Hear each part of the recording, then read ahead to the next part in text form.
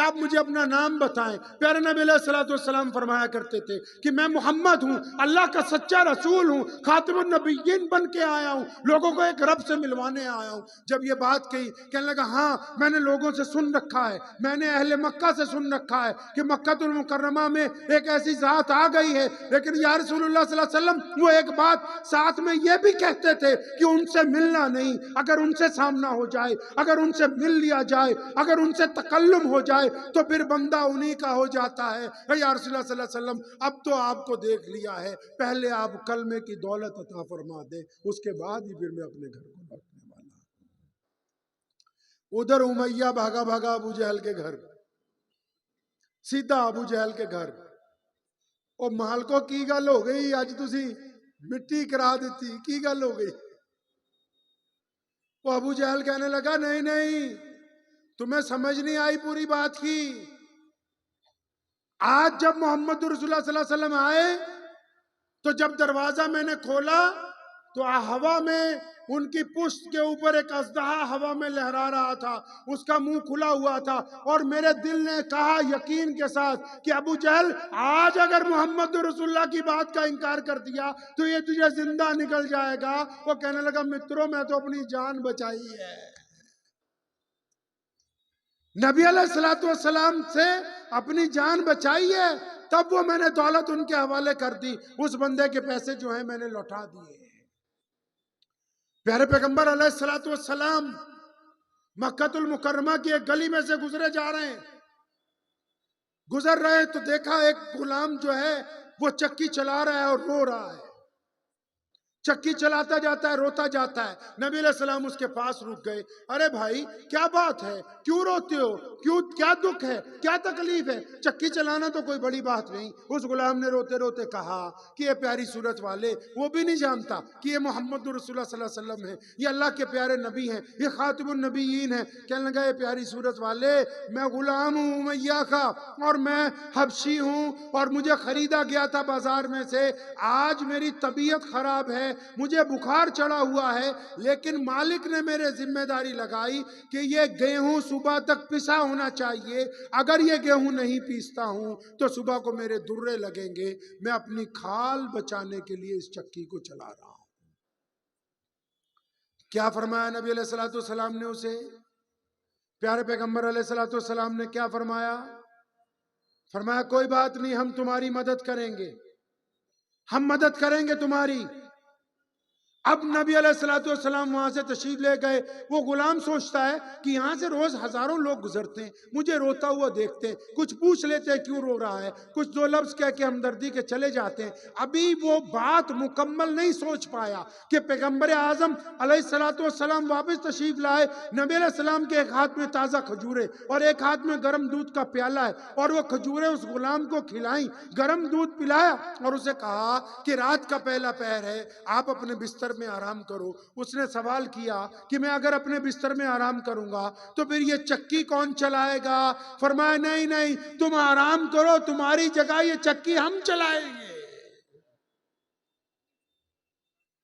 یہ نبی علیہ الصلوۃ والسلام ہے، غلام سو رہا ہے اور صاحب خلق عظیم جن کو قرآن نے کہا کہ ان کا اخلاق سب سے اعلیٰ ہے، یہ خاتم النبیین ہیں، جن کے سر پر رحمت للعالمین کا تاج رکھا گیا ہے، وہ چکی چلا رہے ہیں، صبح تک چکی چلا رہے ہیں، آٹا پس گیا، سامان تیار کر کے رکھ دیا، تشریف لے گئے، دوسری شام پھر آئے، پھر دیکھا غلام کا بخار اچھا نہیں ہوا، پھر دوبارہ اسے وہی کھجوریں اور دودھ پلایا گیا، پھر اس کو سلایا۔ نبی علیہ السلام نے 3 دن تک چکی چلائی۔ غلام جب تندرست ہو گیا، نبی علیہ السلام نے اجازت چاہی کہ اب میں چلتا ہوں، پھر کبھی ملیں گے۔ کہنے لگا پیاری صورت والو اپنا نام تو بتاؤ۔ فرمایا میں وہی محمد الرسول اللہ، اللہ کا سچا نبی۔ فرمایا ہاں میں نے اپنے مالکان سے سنا ہے، امیہ سے سنا ہے آپ کے بارے میں، نعوذ باللہ وہ آپ کی برائیاں کرتے ہیں، لیکن انہوں نے ایک بات کہی کہ محمد رسول اللہ سے اگر مل لو گے تو انہی کے ہو جاؤ گے۔ یا رسول اللہ صلی اللہ علیہ وسلم اب تو آپ کو دیکھ لیا، آپ سے مل لیا، آپ کے اخلاق دیکھ لیے، اب اس غلام کو کلمے کی دولت عطا فرما دیجئے۔ اور آج اس غلام کا نام لینا ہم اپنے لیے عزت کی بات سمجھتے ہیں کون؟ مؤذن رسول سیدنا بلال حبشی رضی اللہ تعالی عنہ۔ اور جس دن مکہ فتح ہوا، نبی علیہ السلام خانہ کعبہ کے سامنے صحن میں کھڑے ہیں اور نماز کا وقت ہو گیا، شہزادے ساتھ میں کھڑے ہیں، مولا علی کرم اللہ وجہہ، امیر المومنین، مسلمانوں کا پہلا خلیفہ سیدنا ابو بکر صدیق،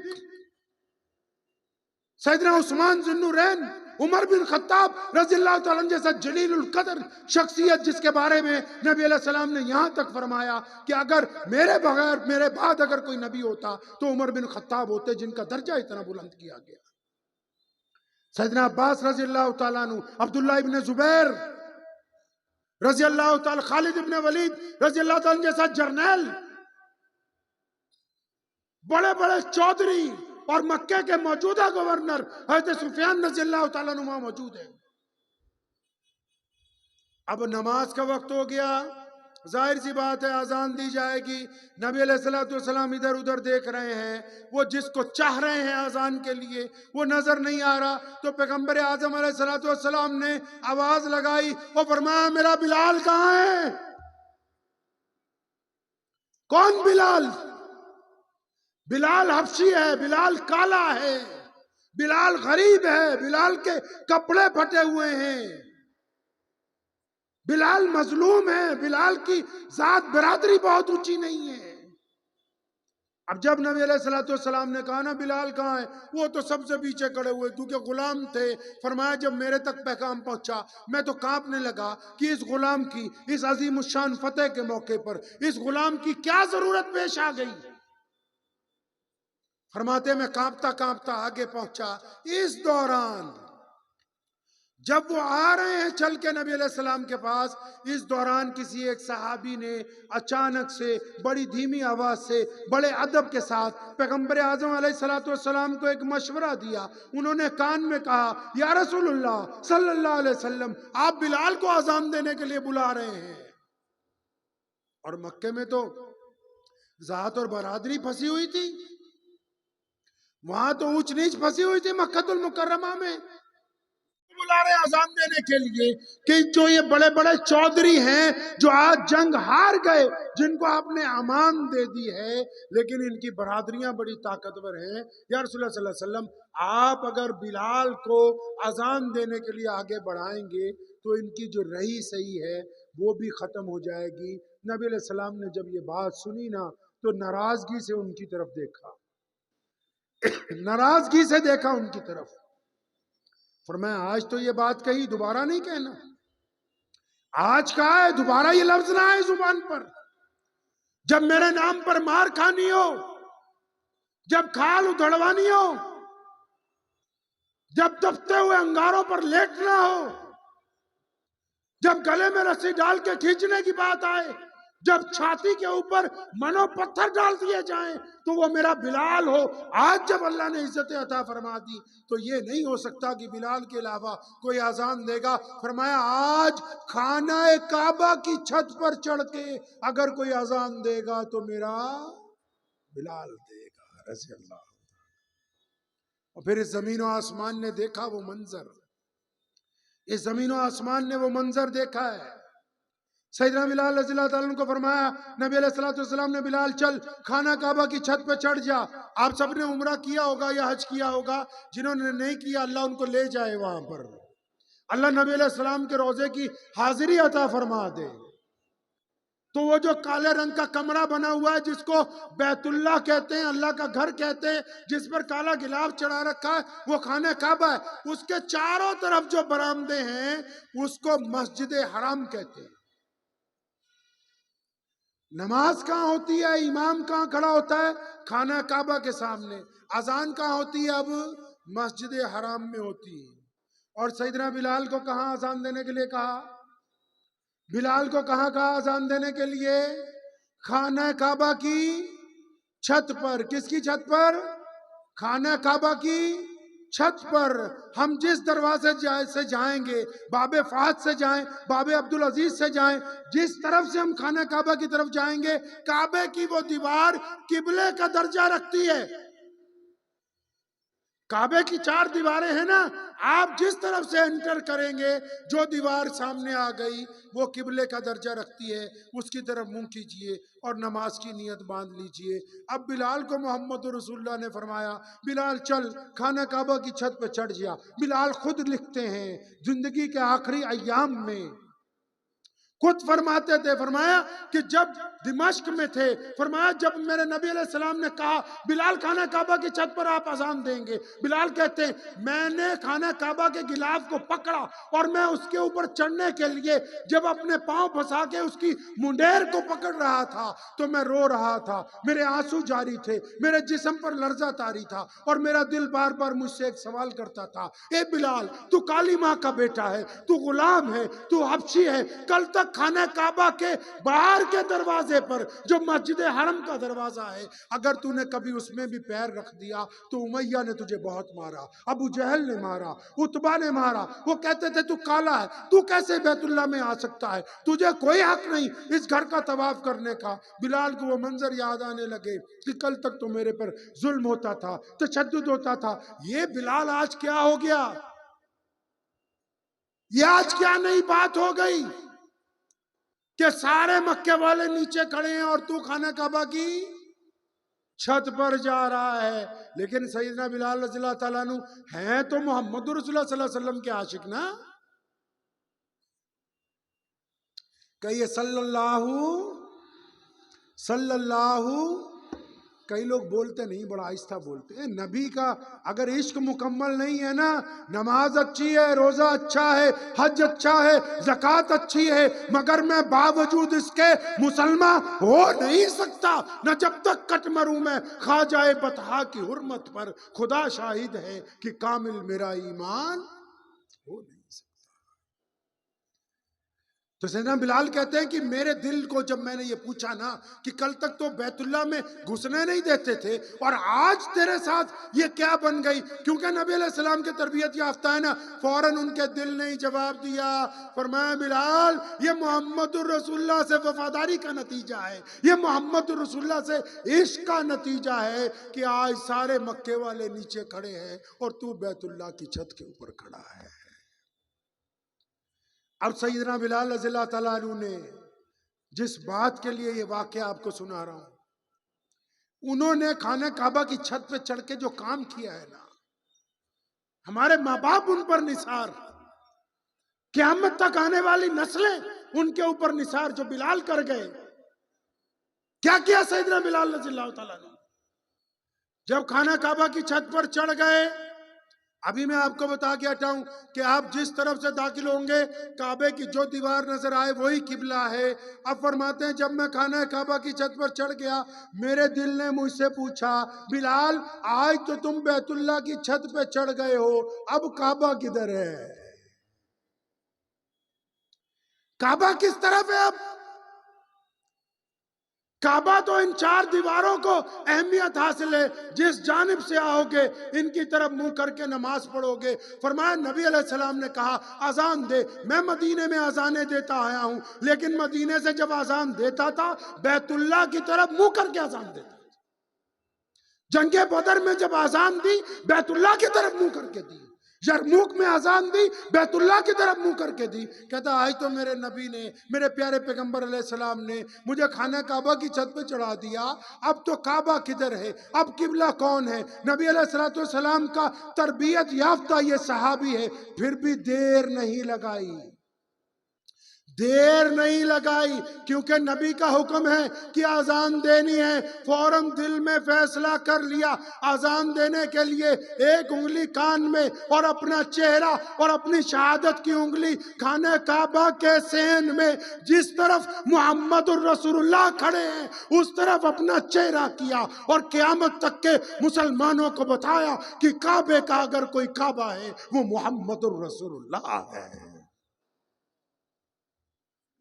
وہ پیارے پیغمبر علیہ السلام ہے جو کعبے کی سند ہے، انہوں نے ہمیں کہا کہ یہ بیت اللہ ہے، یہ اللہ کا گھر ہے۔ قرآن محمد الرسول اللہ کی سند کی وجہ سے ہمارے پاس موجود ہے، ایمان محمد الرسول اللہ کی سند کی وجہ سے ہمارے پاس موجود ہے۔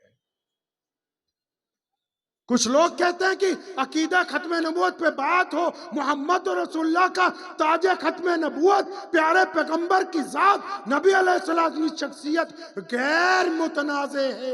یہ بالکل اس طرح ہے کہ جس طرح کوئی کسی بیٹے کو کہے کہ تمہارا ڈی این اے کرائیں کہ تم فلاں کی اولاد ہو کہ نہیں، وہ بالکل اس بات کو برداشت نہیں کرے گا۔ عقیدہ ختم نبوت اس حد تک بلند کیا گیا کہ وہ تمام متنازع باتوں سے پاک ہیں۔ یہ ہمارا ایمان ہے کہ کل بھی میرے آقا آخری نبی تھے، آج بھی میرے آقا آخری نبی ہیں، اور کل بھی میرے آقا آخری نبی رہیں گے۔ اب سنو بلال نے پھر کیا کیا، پھر کیا کیا بلال رضی اللہ تعالیٰ عنہ۔ اب جس طرف محمد رسول اللہ صلی اللہ علیہ وسلم کھڑے اس طرف چہرہ کر کے اذان دے رہے ہیں، اب ادھر اللہ نے پیارے پیغمبر علیہ السلام کے دل میں بات ڈال دی۔ نبی علیہ السلام نے جب اذان شروع کی تو پیغمبر علیہ السلام طواف کرنے لگے۔ کیا کرنے لگے پیغمبر علیہ السلام؟ طواف کرنے لگے۔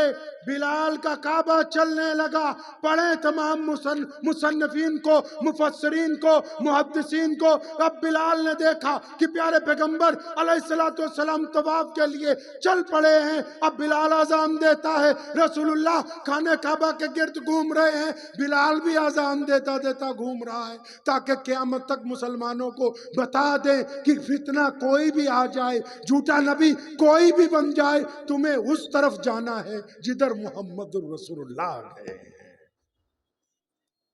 ادھر جانا ہے تمہیں جدھر نبی علیہ السلام گئے۔ پیارے پیغمبر علیہ السلام کے بارے میں لکھا ہے، ہمارے نبی علیہ السلام بڑی غیرت والے نبی تھے، بڑی استقامت والے نبی تھے۔ عثمان بن طلحہ سے جس دن چابی مانگی نا خانہ کعبہ کی کہ مجھے چابی دو، 2 نفل پڑھنے، آپ ہجرت پر جانا چاہتے تھے، نبی علیہ السلام نے چابی مانگی تو اس نے کہا میں چابی نہیں دوں گا، تو نبی علیہ السلام نے یہ نہیں کہا کہ تو یار بھائی بن کے چابی دے دے، دوست بن کے چابی دے دے، کوئی منت نہیں کی، بلکہ پوری استقامت کے ساتھ اپنا سیدھا ہاتھ طلحہ کے ابن طلحہ کے کندھے پر تھپکی ماری، فرمایا ابن طلحہ ایک وقت آئے گا یہ چابی ہم تم سے لے لیں گے واپس۔ پھر وہ وقت آیا، نبی علیہ السلام نے وہ چابی واپس لی، لیکن لینے کے بعد جب خانہ کعبہ میں نماز ہو گئی، کیا کیا پیغمبر اعظم علیہ السلام نے؟ عثمان بن طلحہ کو قریب بلایا، فرمایا پکڑ لے چابی، قیامت تک تیری نسل میں باقی رہے گی۔ سیدنا عثمان بن طلحہ فرماتے ہیں میری طرف چابی نہیں آئی، میری طرف تو کلمہ لا الہ الا اللہ محمد رسول اللہ کی دولت آئی کہ اتنے کریم رسول ہیں کہ جب بدلے کا وقت آیا اس وقت بھی لوگوں کو معاف کرتے ہیں۔ اتنے کریم رسول ہیں کہ جب بدلہ لینے کی بات آئی تو نبی علیہ السلام معاف کر رہے ہیں۔ پیارے پیغمبر محمد رسول اللہ صلی اللہ تعالی وسلم مسجد نبوی میں تشریف رکھتے ہیں۔ آپ حضرات کو میری بات سمجھ آ رہی ہے نا بھائی؟ ارے بولے سمجھ آ رہی ہے؟ کہیں آپ سوچ رہے ہو کہ کچھ مسئلے بتاؤں پھر کچھ فتوے ہو جائیں، کا ذکر خیر نہیں ہوتا ہے۔ اب ہم لوگ آپس میں ایک دوسرے کے اوپر تنقید کرنے کے لیے مسئلے لاتے ہیں، مسائل لاتے ہیں، لیکن نبی علیہ السلام کا وہ اعلیٰ مزاج جس کے بارے میں اللہ کریم نے کہا کہ آپ صاحب خلق عظیم ہیں، اس مزاج کی بات نہیں ہم کر رہے۔ جنگ خندق کے موقع پر اب دیکھیں ہمارے نبی علیہ السلام کتنے پوزیٹیو ہیں، کیا چاہتے ہیں نبی علیہ السلام آپ سے۔ جنگ خندق کے موقع پر پتہ لگا کہ دشمن 2 جنگوں کے بعد ایک بار پھر مدینہ المنورہ پہ حملہ کرنا چاہتا ہے، تو کسی نے مشورہ دیا یا رسول اللہ صلی اللہ علیہ وسلم دشمن کو اپنے سے دور رکھنے کے لیے مدینہ منورہ کے شہر کے چاروں طرف ایک چوڑی کھائی کھود دیں تاکہ ہم اس طرف رہیں، دشمن اس طرف رہے۔ یہ مشورہ پسند کیا گیا۔ اب جب کھائی کھودنے کا کام شروع ہوا، خندق کھودنے کا کام شروع ہوا، تو 2 منٹ کے لیے اس منظر کو سمجھ لیجئے کہ گرمی کے دن ہے، تپتی ہوئی دھوپ ہے، اور مدینہ المنورہ میں کھانے پینے کی چیزوں کا فقدان ہے، زیادہ نہیں مل رہی ان دنوں۔ 4 صحابیوں کو 1 کھجور دی جاتی